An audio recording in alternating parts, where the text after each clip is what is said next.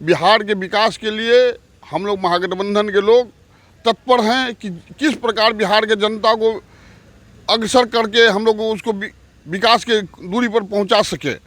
और इतना ही नहीं, चुनाव हम लोग जीतेंगे, अच्छे मतों से जीतेंगे। लेकिन बीजेपी के पास कोई विकल्प नहीं रहेगा, कोई काम नहीं रहेगा।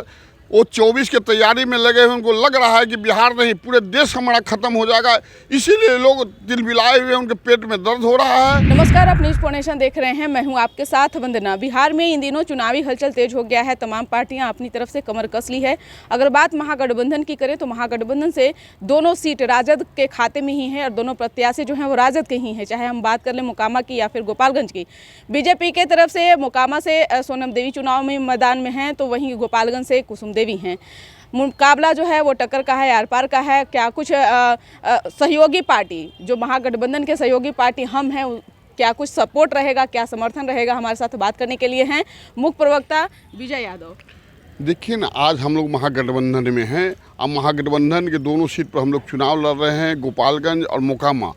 एक पहले भी हमारा सीट ये था मोकामा और आज भी रहेगा। मैं गोपालगंज भी चुनाव जीतूंगा। देखिए, पूरे बिहार में आप घूम लीजिए, जहाँ दलित, पिछड़ा, अति पिछड़ा जब एक हो जाएंगे तो समझिए कि सभी सीट पर हम लोग की जीत बनती है।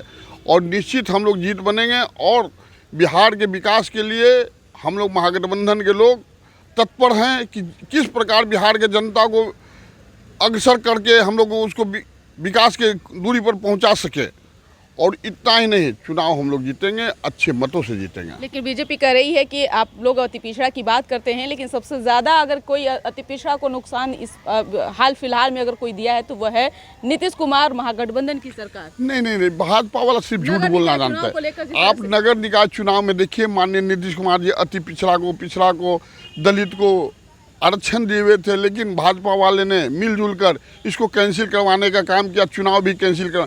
बिहार के अति पिछड़ा और दलित बीजेपी को कभी माफ़ नहीं करेगा। देखिए, बीजेपी को यदि बिहार में देश में राजनीति करना होगा तो अति पिछड़ा को सम्मान देना होगा, पिछड़ा को सम्मान देना होगा, दलितों को सम्मान देगा, तब वो सर्वाइव कर पाएंगे। नहीं तो बिहार की जनता देश की जनता समझती है। लेकिन ये आरक्षण को लेकर कहीं 17 अक्टूबर को बीजेपी द्वारा धरना प्रदर्शन दिया जाएगा।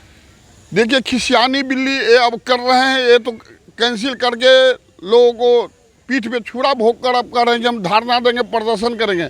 लेकिन बिहार की जनता बिल्कुल जानती है कि भाजपा वाले दलित विरोधी हैं, आरक्षण विरोधी हैं। ये चाहते हैं कि पूरे देश में आरक्षण खत्म करूं।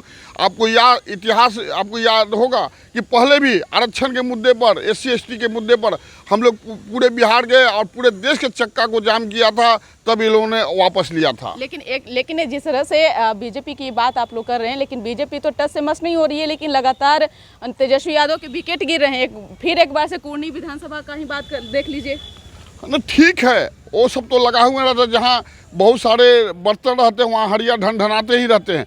लेकिन बीजेपी के पास कोई विकल्प नहीं रहेगा, कोई काम नहीं रहेगा। वो 24 की तैयारी में लगे हुए, उनको लग रहा है कि बिहार नहीं पूरे देश हमारा खत्म हो जाएगा, इसीलिए लोग तिलमिलाए हुए, उनके पेट में दर्द हो रहा है।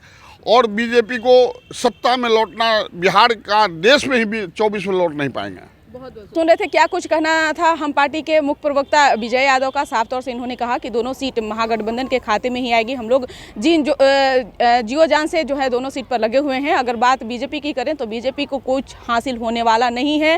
वो चाहे वो कुछ भी कर लें, पैर हाथ कितना हो भी मार लें, लेकिन कुछ हाथ लगने वाली नहीं है। लेकिन क्या कुछ आगे परिणाम निकलेगा, ये तो भविष्य के गर्भ में ही है। इस कर बस इतना ही। बने रहिए न्यूज़ फोनेशन के साथ। तब तक हमारे चैनल को सब्सक्राइब नहीं किया तो कर लीजिए। धन्यवाद।